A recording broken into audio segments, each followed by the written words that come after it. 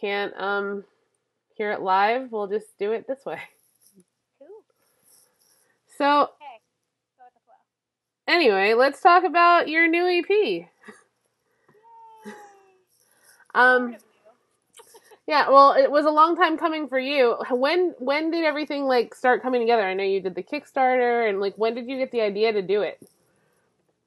I actually got the idea to do it when I was on tour.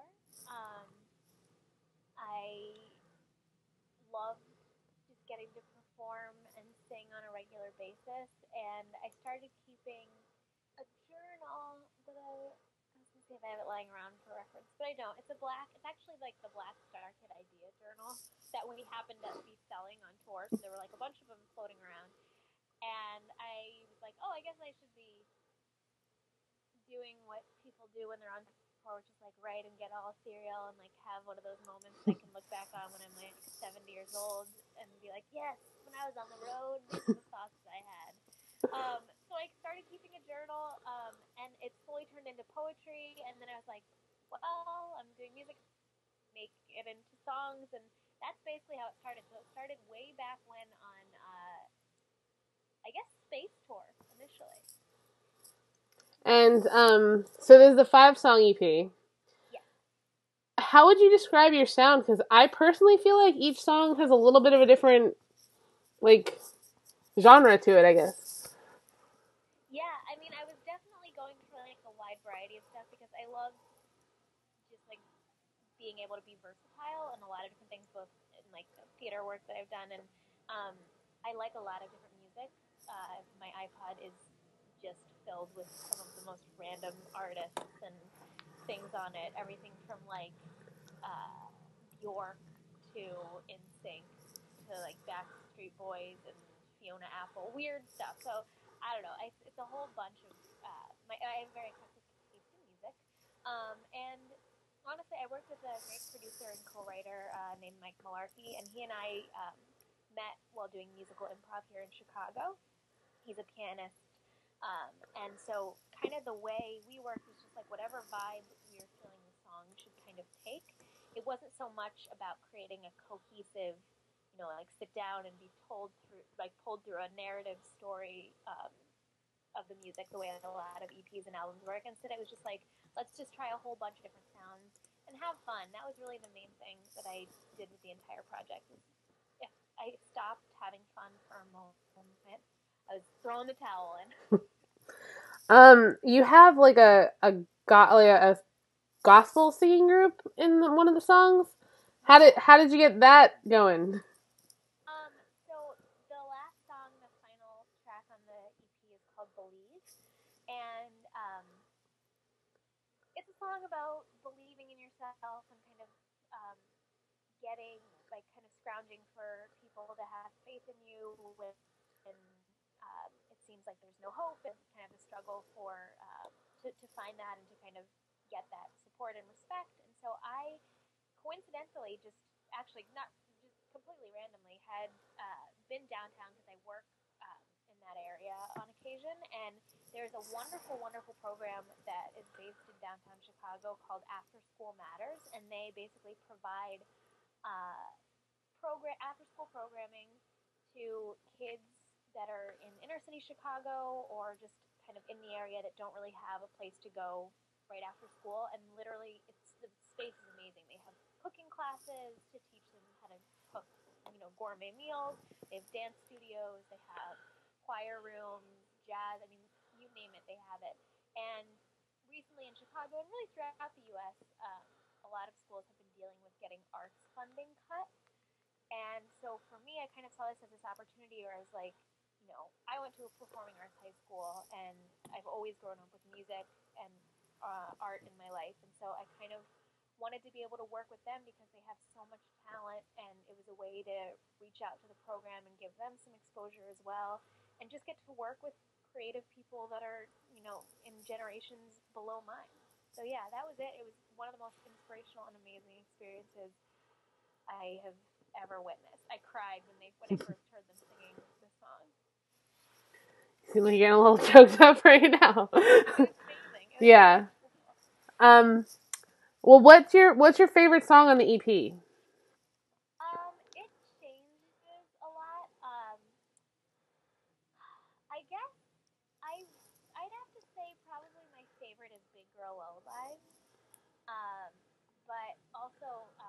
those who have received Kickstarter rewards, um, the there are acoustic tracks, and the acoustic version of Saint Hypocrisy is really kind of haunting and um, a little bit just almost creepy and it's a hard one to swallow when it's sung slowly, and I kind of do a slower, kind of more acoustic version of that one that's very different from kind of like the rockin', heavy, like almost southern rock style that it is now. Okay, and what was that? Is that on like the CD version of the? That actually, the acoustic version has been released to Kickstarter backers that actually got that as a reward tier. But I'm possibly thinking of releasing later on some of the acoustic tracks as well, so that I can share them with other people. But right now the album exists on iTunes as is, but I'm thinking about releasing some of those acoustic tracks as well. Okay, now you played one show when you released the album, correct? You did a show in Chicago. Are you planning to tour at all with this? This year kind of snuck up and got super busy all of a sudden out of nowhere, and so I was, as some people may know, I was in Rincon in Germany and in Europe and traveling, and I'm about to do the Moms with Julia and Lauren, and I'm going away for Thanksgiving and Christmas to go home. So I would love, love, love to do another show, and I actually would love to do a show in New York because that's where my family is. But it's just a matter of finding time, and right now I can't seem to find any. Perhaps maybe in January, I'd like to try to do something. I can't make any solid dates, but I definitely want to do some more performances for sure. If people are down, if people would come, I'd totally be down to do it. Well, I'm pretty sure you can get an audience in New York, and I might know a venue or two if you. So yeah, I would definitely love to do it at some point for sure. That's awesome. Okay, so somebody asked, how much time does it take you to write a complete song? That's hard because I feel like this process has been a huge learning experience for me, and one of the biggest things was, I guess, my take on songwriting was just very different, but also unique. And I think I brought a lot to the table just because I didn't have a conventional way of working. Because a lot of I work my method, so to speak, is I don't play an instrument. So, but I'm a vocalist, and the experience that I had was all through how they come. But I have so many. Let me see if I can even show you on my phone. I have so many. This is my new iPhone. I have so many like sound files on my phone of like song ideas. I just refreshed it, but I'll literally wake up at 3 in the morning and be like, and I'll be like, and it's all gibberish, and then I will kind of get ideas for songs like that. But I have so many gibberish melodies that then I go, oh, this would sound kind of cool, and then I come up with lyrics based on whatever the sound of the melody is, and I don't know how long. There's no real way to put a timestamp on it because some of the songs, like 1.21 Gigawatts, was the first song that I wrote, and it changed. This bossa nova kind of style that it is now changed over the course of a few months, and the whole hook for it changed. So it takes anywhere, and then meanwhile, Believe was actually written in 3 days. So I don't know, you know. As far as like lyrics and basic melody and stuff, it's all different. Do you plan to write more? Like, is there an LP in the future, like a full length? I'm taking it one step at a time. I would like to possibly like work one day with Clark and Pierce because I think they write really, really wonderful music. I would love to. I mean, I don't want to like put the brakes on anything yet. My motto for everything in life, and I feel like this is a good motto for just people, no matter what field you're in, is just do things because they're enjoyable and fun to do, and nothing, especially creatively, should ever feel like you have to do it for other people. Like, do it for yourself and for the enjoyment and the happiness that it brings you. And if you're lucky, maybe that will spread happy to see somebody else. And I've been more than fortunate to get such wonderful feedback and, my goodness, support from so many people. So I'm so incredibly grateful. It blows my mind. Have you ever felt that way? And like, you guys have kind of had a name for yourselves for what, about 3.5-ish years now, I guess, with the whole Team Star Kid. Have you felt that way, that you've had to do things like to please people at all? Um, I don't. No, I should hope not. I mean, I know that to an extent, I think people have expectations. For instance, with a show with like casting, I've heard of like, people say, when Twisted was announced, for instance, it's like guessing who's gonna play who, or um, I'm sure, I do the same thing with some of my favorite shows. Like Girls season 3 is coming up, and I'm like, what is, Shoshona gonna go through this season, and like who's gonna date who, and all this stuff. But to be honest, I think the fandom is extremely supportive and um, has been really wonderful about kind of going with the flow, and if something out of left field comes, they take it. I will say, um, I would love to see some ladies roles that show off some of the talented ladies that there are in Star Kid comedically, because um, we have some funny girls, and it would be fun to see some girls get to show off some comedic chops more often. Yeah, I think there's like an entire section of fandom that agrees with that. I've seen a lot of posts about it actually. Actually, when I was there for Twisted, I sat down with Matt and Nick, and we discussed that there was like this post that somebody had written about how there doesn't seem to be a strong female lead in any of the shows.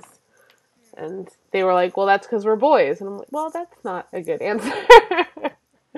But I don't know. I guess we'll see what happens in the future. So what is your involvement with the moms? I am in it. There's actually a production meeting going on right now outside the door, in our living room. Julia Moore and I live together, so we're constantly up in each other's projects and things. But yeah, I'm playing a character in the show. They don't want me to talk about it. It's gonna be Okay. fun. I'm really excited for it. Cool. And how long does that run? It runs, I think. Gosh, I'm gonna pull something out of my ass, and so I'd rather. I think it's like maybe 16 performances. 12. Okay. Well, I mean, all the information's probably on Twitter, right? We'll just send them to Twitter. It's all there. I literally just organized my schedule yesterday, and I've forgotten it all. Well, you have a lot going on. It's okay. They can look it up. The most important thing for all of us really is to get as busy as possible when it gets cold out, because I think we all have a tendency, as most people do, to kind of get really depressed when the weather gets cold and dark. I mean, my goodness, it got dark at 4 o'clock today, and I was in my pajamas all day. Yeah, I was doing my runs I work for a law firm during my day job, and I came out of the subway coming back to the office at like 4:30, and it was getting dark, and I was like, seriously? So that was weird. I put on a bra and a t-shirt. Oh, I feel so honored. I definitely put on a bra. Absolutely. Okay, so Nice loungy days where you don't wear bras, sit in your pajamas for hours on end. usually my weekend. Okay, so I have like some fun questions. Maria wants to know who your favorite Disney character is. My favorite Disney character has got to be a villain. Actually, no, I take that back.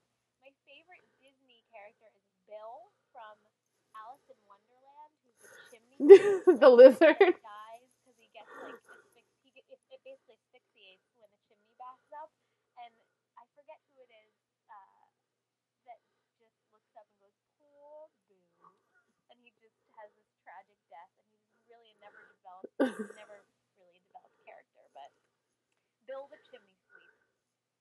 That's really random. Good for you. I think it's the dodo. And Dory from Finding and any villain. The villains are cool. Yeah, I'm Twisted was awesome with the whole villain thing being twisted. Yeah. Somebody asked if you know if there'll be a blooper reel for Twisted. Do you know anything about like the post I know production? this much about Twisted. That's a zero. I know that we did it this summer. Uh, and other than that, I know absolutely nothing. I know so much about my own projects, but I know very little about projects um, that I am no longer involved with presently. So yeah, I know those. I mean, aren't they putting it up on Thanksgiving? Yes. Right? Yeah. I It seems like years ago, honestly. I know. I feel the same way though. Like it was only July, but so much has happened since July. So, how was RingCon? Lovely. It was really great. It's just so fun. I think uh, it's funny to see like the convention, the people that run the convention see us because I think they're still ultimately confused as to who we are because they have like crazy cool celebrities there that are from the Lord of the Rings movies and from Game of Thrones and Grimm, and then they see these like 20 somethings that kind of like act like goofballs. And I mean we're well behaved, but we're like really goofy. And I think they kind of there are wonderful people that come from like we bring wonderful fans to RingCon, but it's always funny. I think they're still trying to figure us out,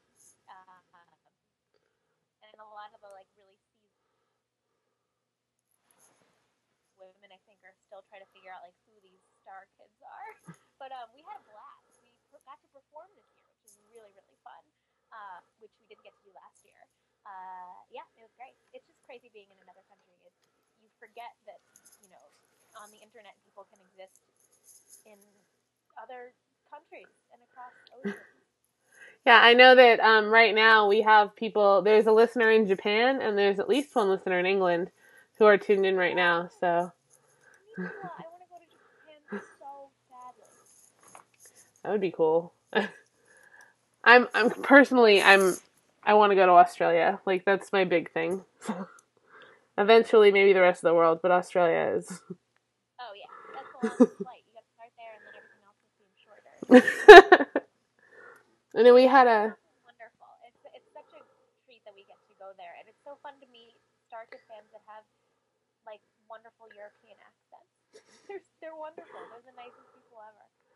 And the Star Kid, the German street team, did they translate for you? Is that why they're sitting? Why are they sitting next to us? No, they basically people are super kind and have in the past like brought us gifts at RingCon, and so they kind of just liaison if somebody has like a huge or a small thing to give us. We have like little boxes and they put stuff underneath them. So they're just there to kind of uh, keep the peace from the riots. No, they're just fun to talk to. Honestly, I got to just like chat it up and make good friends with the girl that was next to me. They're so sweet, and they really I have to give them such a round of applause because they really are responsible for getting us involved with the conventions out there. Because again, it's like the people that run it. I think were like Star who, and they're like you have to invite them. So the German Street team. I feel like Star Kid's always kind of a hard thing to explain because like they're a theater group, but they're on the internet. But people, I mean, constantly asking me like, if I have my Star Kid hoodie on or something, people in my office will be like, "What's Star Kid?" And I'm like, it's a thing. I keep saying, I mean, a kind of running joke that we've been talking about is it's like after a certain point, it's like I'm 25. There are people in the group that are 28, going on 30. It's like at what point can we like keep up this whole kid thing? Because soon enough we're gonna have to turn into the star adolescents and then the teenagers and the new kids on the block are in their 40s, so you can keep star seniors. Okay. Star seniors. It's almost like a high school musical again. The Star Seniors, starring Zac Efron and Vanessa Hudgens. You know what? I'm sure that Nick Lang would love to. have that be the next production. So, isn't he a big High School Musical fan? Nick Lang, Yeah. yeah, that I mean, he was a big High School Musical fan back in college. I wonder if he still listens to that. Now he's really into My Little Pony, and I don't know. The Lang brothers have they drift in and out of their new obsessions on a daily basis. Well, I mean, there's so many things to be interested in. Somebody asked Becca in the chat room if you could ask any person, dead or alive, one question. Who would it be, and what would you ask? Whoa. If I could ask any person dead or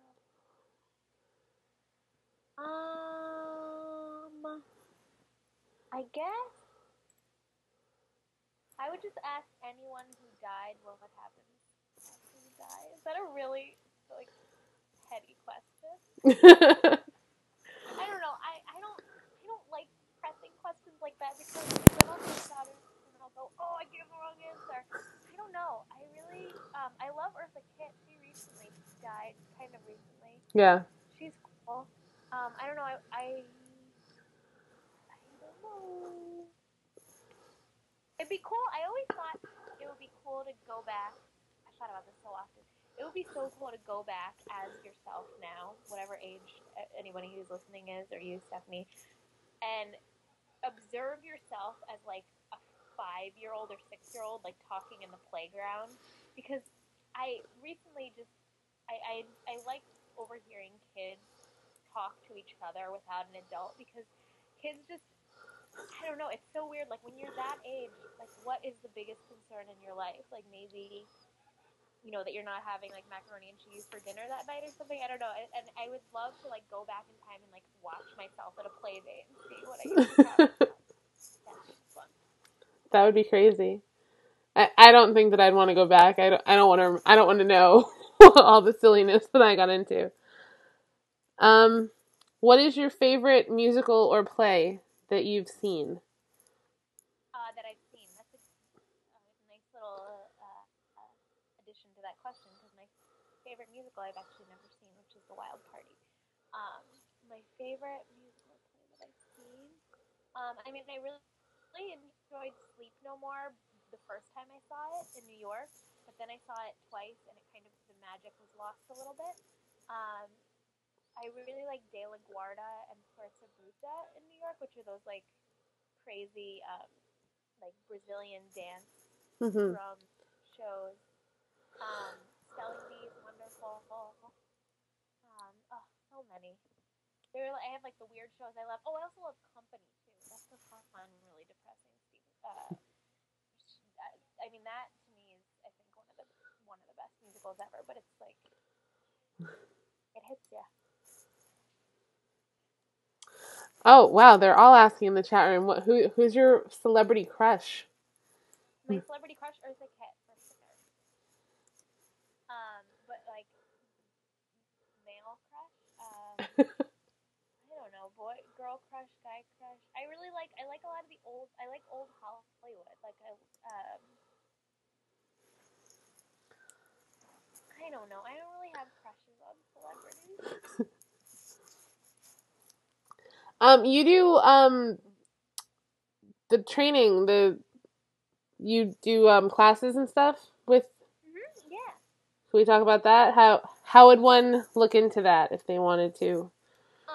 So I do like monologue coaching and just kind of perhaps some of you may be familiar with Glow. We do I have a blog that I do online with Julia and Denise and Lauren, and uh, I also do some like basically like life coaching, college advice for like people that are in high school dealing with college questions. Just because I feel like the college process these days filled with so many different components.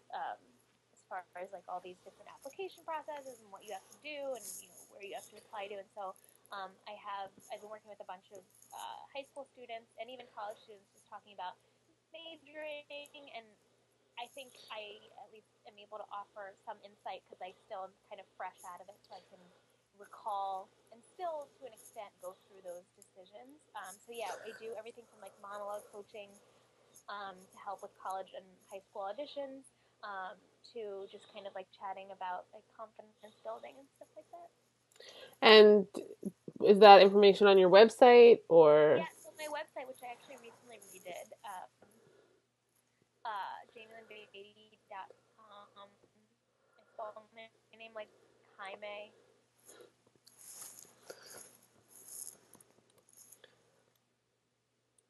BEATTY.com. Sorry, I'm in a weird mood today. That's the website, and there are all these quirky little buttons to push and find out things about me because I'm so quirky. And it has all that information. So in all seriousness, it's just I had fun making the website. But yeah, that has information on it. It also has a link to the Dolphin Safe Tune store. It has videos and fun, goofy links like that. And my coaching website is on there. And if you're in Chicago, I do in-person coaching. So yeah, I just helped somebody get into Interlochen this past summer, which was cool. Yeah. Awesome. So, if people want to keep up with you, it's the website, and then you're doing the moms. Somebody asked me on Twitter if you are going to possibly do any shows during the moms. Like how Meredith's been doing, like, with that, I guess, with, like, the Jim and the Povolo stuff. Oh, yeah. Yeah, possibly. I would love to look into doing that. I've got to find the show that I did in Chicago. I just did as like a free one-off thing because they kind of wanted to, as a thank you to people, be able to host that for everyone who was in the Chicago area.